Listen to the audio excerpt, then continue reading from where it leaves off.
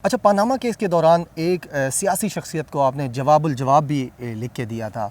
उसके लिए वो क्यों लिख के दिया था और उसके लिए कोई पैसे वगैरह लिए थे या कोई मराहत ली थी? पैसे मियां साहब आपको बड़ी मेहनत हुई थी उस पर। बहुत अच्छी तरह आप जानते हैं। पैसे जिस दिन हम उमर इनाम साहब सियासी लोगों से का किसी से पैसे लेने लग जाएंगे, उस दिन जो लोग आपसे मोहब्बत करते हैं ना, जो आपको दुआएं देते हैं, ना ये आपके लिए दुआएं रहेंगी ना ये इज़्ज़त रहेगी। आपको फ़ैसला करना होता है कि आपने इज़्ज़त कमानी है या पैसा कमाना है। तो आप मुस्कुरा रहे हैं क्योंकि पीछे गाड़ी में सैयद मुस्तजाब हसन और एहतशाम साहब पहुँचे हैं। एहतशाम साहब हमारे जो है वो लीडर भी हैं, जो हमारी बिल्कुल प्रोड्यूसर्स की जो तंजीम है। उमर इनाम साहब, हुआ ये था कि पनामा जब मैं कवर कर रहा था तो मैं रोज़ाना जाके जजेस जो सवाल पूछते थे PMLN के वकला से, शरीफ ख़ानदान के वकला से, मैं रोज़ाना जाके वो सवाल लिखता था कि आज कितने सवाल पूछे गए और उनमें से कितनों के जवाब मिले। मैंने वो सवाल रोज़ाना जाके लिखता था। तो अभी ना 2-3 समातें रहती थी, तो एक सियासी शख्सियत, वो भी इस केस में पार्टी थे, तो मैं उनके साथ बैठा था। तो मैंने उन्हें कहा कि जिस दिन इसकी समात ख़त्म होगी ना और फैसला महफूज होगा, उस दिन मैं प्रोग्राम मुकाबिल में एक ऐसी चीज़ चलाऊँगा ना कि सब लोग हैरान हो जाएंगे। उन्होंने कहा क्या ऐसा चलाओगे? मैंने कहा मैंने सवाल लिखे हुए हैं कि जजेस ने शरीफ ख़ानदान के वकला से कितने सवाल पूछे हैं जिनके जवाब देने वो नाकाम रहे हैं, तो मैं वो मुकाबिल में वो सवाल चलाऊँगा। और मैंने कहा अब तक वो 100 और कुछ हो चुके हैं और कुछ और मैंने बनाने हैं। मैंने कहा मैं ये ख़बर ब्रेक करूँगा अपने प्रोग्राम मुकाबिल में कि ये जो है ना, अगर जजेस को इन सवालों के जवाब नहीं मिले तो इसके बावजूद भी वो शरीफ ख़ानदान को बरी कर देंगे, वो उनको वज़ीर-ए-आज़म को नायल नहीं करेंगे। तो उन्होंने कहा अच्छा, वो तुमने सारे सवाल बनाए हुए? मैंने कहा हाँ। वो कहते हैं ये मुझे दो, मैं रिबटल में ये पेश करूँगा। अब मेरे लिए उमर इनाम बड़ी मुश्किल सूरत हाल थी। एक तरफ आपकी जो है वो इतनी मेहनत हुई हो और आप जब वो ख़बर ब्रेक करें तो आप के नाम से वो ख़बर चले मुकाबिल में, और मुझे डर भी था कि अगर क्लासा साहब को ये पता चल गया कि मैंने मेहनत करके और किसी और को दे दिया तो वो तो वैसे ही मेरी जो है वो अच्छी खासी क्लास ले लेंगे। लेकिन फिर ना हम जिस इलाके से बैकवर्ड इलाकों से आते हैं, हम सराइकियों का ये बड़ा मसला है, हमसे इनकार नहीं होता। बिल्कुल सही। बड़ा मुश्किल होता है इनकार करना। तो मैं इनकार नहीं कर पा रहा था। मैंने कहा क्या करूं? उन्होंने कहा ठीक है। तो उन्होंने कहा यार तुम्हारी मेहनत हुई है, मैंने कहा देखें मैं इस शर्त पे ही आपको दूंगा कि मैं आपसे 1 रुपया भी नहीं लूँगा, आपने ना मुझे कहना है। तो अल्लाह का शुक्र है मैंने उनसे पैसे नहीं लिए, क्रेडिट भी नहीं लिया। मैंने क्रेडिट भी उसका नहीं लिया था, क्योंकि जारी बात है जब मैंने उनको दे दी एक चीज़ तैयार करके और उन्होंने ये कहा कि अपनी तरफ से पेश की, तो फिर मुझे ये ज़ेब नहीं देता था और ना मैं अब उनका नाम लूँगा कि वो किसको मैंने तैयार करके दिया था। वो मेरी एक स्टोरी थी। लेकिन मैंने फिर कुछ दोस्तों से मशवरा किया, मैंने कहा यार क्या करूं? तो उन्होंने कहा इनकार कर सकते हो। मैंने कहा नहीं। उन्होंने कहा फिर ज़िंदगी पड़ी है, अल्लाह करम करेगा और स्टोरीज़ आपकी आ जाएंगी। तो वो मैंने उनको फिर दिया था, जो उन्होंने जवाबुल जवाब में जो है वो उन्होंने फिर बिल्कुल अदालत के सामने रखा था। चीफ जस्टिस मियां साकिब निसार जब इधर थे, इस कोर्ट रूम नंबर 1 में बैठते होते थे, उस वक्त भी और उसके बाद अभी तक आप मियां साकिब निसार साहब की बहुत ज़बरदस्त किस्म की हिमायत करते हैं। एक्स्ट्राऑर्डिनरी तरीके से आप जाके उनको डिफेंड भी करते हैं, उनकी पॉलिसियों को भी देखते हैं, उनके एक्टिविज़म, जुडिशल एक्टिविज़म जो स्टार्ट किया था उसको भी आप हमेशा मस्बत अंदाज में उसको डिफेंड करते हैं।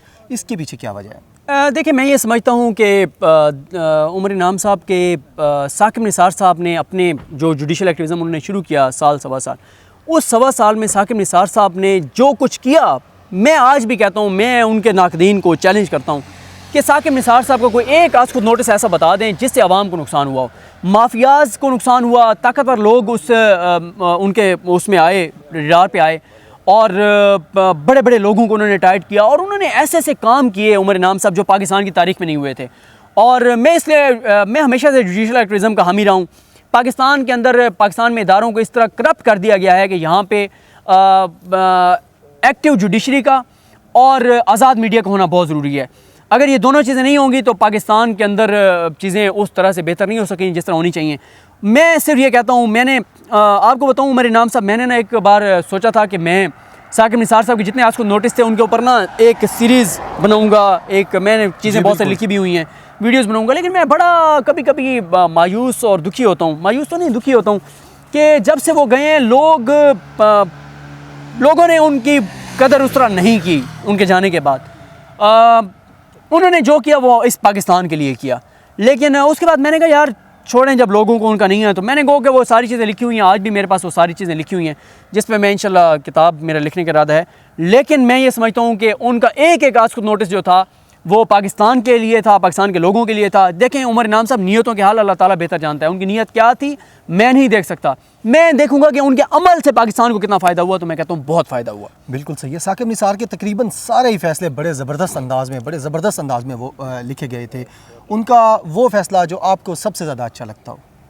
यार उनका फ़ैसला सबसे बड़ा, उनका जो मैं फ़ैसला कहूँगा ना, वो उनका डैम फंड और डैम बनाने का फ़ैसला था। 50 साल में इस मुल्क के अंदर डैम नहीं बनने दिया गया।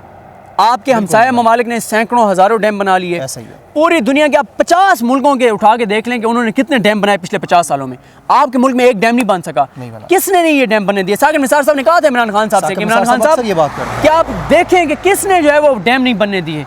उनका सबसे बड़ा जो फैसला था इस मुल्क के अंदर डैम बनाने का था, जिससे आने वाली नस्लों को फ़ायदा होगा। ये उनका बहुत बड़ा फैसला था। बुजुर्ग पेंशनर्स का फैसला था, 600 रुपये यहाँ पेंशन दी जा रही थी। लाहौर के पेट्रोल पंपों वाला फैसला था, ज़ेर ज़मीन पानी मुफ्त निकाला जा रहा था, उसके ऊपर उन्होंने लगाया। डॉक्टर्स के हवाले से, अस्पतालों के हवाले से, माहौल के हवाले से। देखें हम पानी पीते हैं, पानी के हवाले से उन्होंने फैसले किए। पानी की शफाफ बनाने के लिए कराची के अंदर उन्होंने एक कमीशन बनाया। अमीर हानी मुस्लिम साहब ने ज़बरदस्त काम किया। 90% कराची वालों को फुजला मिला पानी मिल रहा है, उसके वाले से उन्होंने काम किए। सिंध वालों के लिए काम किया। फिर हम सांस लेते हैं, माहौल को बेहतर बनाने के लिए उन्होंने एक कमीशन बनाया। माहौलियाती आलूदगी के लिए उन्होंने फैसले किए। ये सीमेंट फैक्ट्रियों के ख़िलाफ़ उन्होंने घेरा तंग किया। या फिर हम खुराक खाते हैं, उस हवाले से DG फूड को उन्होंने इख्तियारात दिए। करप्शन के हवाले से उनके बड़े बड़े फैसले हैं, अताउल्लाह कासमी से लेके सदीकुल फ़ारूक तक, और बड़े बड़े फैसले किए। हस्पतालों में हम इलाज के लिए जाते हैं, वो स्कूल्स में तालीम के हवाले से, प्राइवेट स्कूल्स के हवाले से उन्होंने जो फ़ीस के हवाले से फ़ैसला दिया था। उन्होंने हर वो चीज़ जो पाकिस्तान के लोग जिससे बरह रास्त मुतासिर थे, उसमें उन्होंने एक सेंसेशन पैदा की और लोगों को उसकी हसासियत से आगाह किया और कोशिश की कि उसके ऊपर वो कुछ करें, और उन्होंने किया भी सही। सिद्दीक साहब, सुप्रीम कोर्ट ऑफ पाकिस्तान में आने वाले हर चीफ जस्टिस का अपना तरीक़ाकार होता है कोर्ट रूम को चलाने का। साकिब निसार साहब के दौर में हमने देखा कि वो ब्यूरोक्रेट्स को बहुत ज़्यादा बुलाते थे, और जहाँ हम खड़े हैं तो क्योंकि ये सारे जो हुकूमती इदारे हैं उनके दफातर भी यहाँ करीब करीब हैं, तो वो अक्सर कहते थे कि जी उसको बुला लो, उस सेक्रेटरी को बुला लो, 10 मिनट में बुला लो, 15 मिनट में बुला लो, 20 मिनट में बुला लो, मैं बैठा हुआ हूँ, शाम 6 बजे बैठा हूँ, जाओ अभी ये रिपोर्ट बना के वापस ले आओ। तो इसको आप किस निगाह से देखते हैं कि क्या ब्यूरोक्रेट्स को चीफ जस्टिस इस तरह से बुला के उनको अहकामात देने चाहिए इस चीज़ को? देखें इसमें दो एतराज़ उन पे आते हैं। एक तो यही आता है कि उन्होंने हर इदारे में मुदाखलत की, ये उन पे इल्ज़ाम लगता है। दूसरा ब्यूरोक्रेसी को आता है कि उनको डांटते थे, फवाद जैसों को, चीमा जैसों को। मैं आपको एक बात बताऊँ कि इस मुल्क में अगर ब्यूरोक्रेसी ठीक हो जाए ना उमर इनाम साहब, तो ये मुल्क बदल जाएगा वाकई। सियासतदान जब हुकूमत में आता है उसको करप्शन के तरीक़ाकार जो है ब्यूरोक्रेट बताता है। बिल्कुल। अगर ब्यूरोक्रेट डट जाए ना कि मैंने करप्शन नहीं करनी, मैंने गलत काम नहीं करना, सियासतदान कोई उससे गलत काम नहीं करा सकता। साकिब निसार साहब ये करते थे कि हर चीज़ से मुतल्लिका बंदे को बुलाते थे, उनको कहते थे जाएं, इनको कॉन्फ्रेंस रूम खोल के दें, यहाँ पर बैठ के अभी मीटिंग करें, अभी इसको हल करें, और फिर वो ब्यूरोक्रेट्स को डांटते थे। वो ब्यूरोक्रेट्स के ऊपर एक उनके टाइट करते थे, हर ब्यूरोक्रेट से उसका बयान हल्फी लेते थे। अब मसला क्या है? आप कहते हैं कि वो ब्यूरोक्रेट्स को डांटते क्यों थे? साकिब निसार साहब ने जब जुडिशल एक्टिविज़म शुरू किया था ना, तो उनकी उम्र पौने 64 साल थी, तकरीबन 64 साल के करीब थी। 65 साल की उम्र जब पूरी हुई तो वो रिटायर हो गए। यार एक बंदा अगर 64 साल की उम्र में सुबह 8 बजे आता है, शाम 7 बजे तक अदालत लगाता है, 12 बजे तक यहाँ बैठता है, 12 बजे घर जाता है, सुबह फिर 8 बजे आ जाता है, 7 के 7 दिन काम करता है। वो कहते थे जब मैं इतना काम कर रहा हूँ तो आप क्यों नहीं काम कर सकते? आप इस मुल्क के लोगों के, अवाम के टैक्स के पैसों से आप तनख्वाह लेते हैं। बिल्कुल सही। जब वो काम कर रहे थे और ब्यूरोक्रेट काम नहीं करता था तो अल्टीमेटली उनको गुस्सा आता था। ये एक फितरी अमल है उमर इनाम साहब।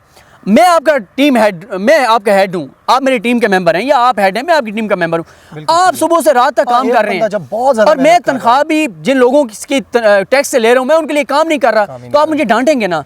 तो ये एक फितरी अमल है, कुदरती अमल है। मैं तो उनकी इस चीज़ को भी सपोर्ट करता हूँ। सुप्रीम कोर्ट में आपका बहुत वक्त गुजरा, आप सुबह से लेकर शाम तक आप भी बैठे रहते थे जब तक साकिब निसार साहब यहाँ होते थे। कोई यादगार वाक़या बताएं यहाँ पे जो आपके साथ पेश आया हो? मेरे साथ यादगार वाक़या क्या पेश आया? या वैसे जो यादगार था वो दिन था, बहुत ज़्यादा वाक़यात हैं, इतने वाक़यात हैं, बहुत बताए जा सकते हैं। लेकिन मुझे उस दिन हैरत हुई थी जब साकिब निसार साहब ने अदालत लगाई और 9:43 पे एक केस कॉल हुआ। ये जो ज़ल्ज़ला आया था शुमाली इलाका आज़ाद कश्मीर के इलाकों में और KPK के कुछ इलाकों में, तो अरबों डॉलर आए थे फंड। पाकिस्तानियों ने भी बहुत पैसे दिए थे जब वो बाग और वो सारे इलाके वहाँ पे सैकड़ों लोग हलाक हो गए थे और जहाँ बहक हो गए थे, और बहुत ज़्यादा नुकसान हुआ था। अरबों डॉलर आए लेकिन ख़र्च नहीं हुए। तो उस वक्त एक दरख्वास्त गुजार ने बड़ी जज्बाती अदालत के अंदर तकरीर की थी। उन्होंने कहा था साकिब निसार साहब, आप कराची जाते हैं अस्पतालों में, आप लाहौर के अस्पतालों में जाते हैं, आप हर जगह जाते हैं, क्या हम लोग पाकिस्तान के शहरी नहीं हैं? बिल्कुल सही है। क्या आप उन लोगों को नहीं देखेंगे जो आज भी टीन और डब्बों के बने हुए कैंपों के अंदर रह रहे हैं, जहाँ अस्पताल नहीं है, हमारी बच्चियाँ ओपन उसमें जो है बैठ के और पढ़ रही हैं। उन्होंने जब जज्बाती बात की थी तो साकिब निसार साहब ने एक लम्हे के लिए यूँ पूछा, क्या हुकूमती हेलीकॉप्टर मिल सकता है यहाँ से जाने के लिए? तो उन्होंने कहा, अटॉर्नी जनरल ने, जी पता किया जा सकता है। उन्होंने कहा बाई रोड कितना सफ़र है? उन्होंने कहा कि सर पता नहीं को टाइम बताया मानसेरा तक कितना लगेगा। उन्होंने कहा जी हम फ़ौरन यहाँ से जा रहे हैं, 9:47, 48 या 50 मिनट। उन्होंने कहा हम अभी जा रहे हैं।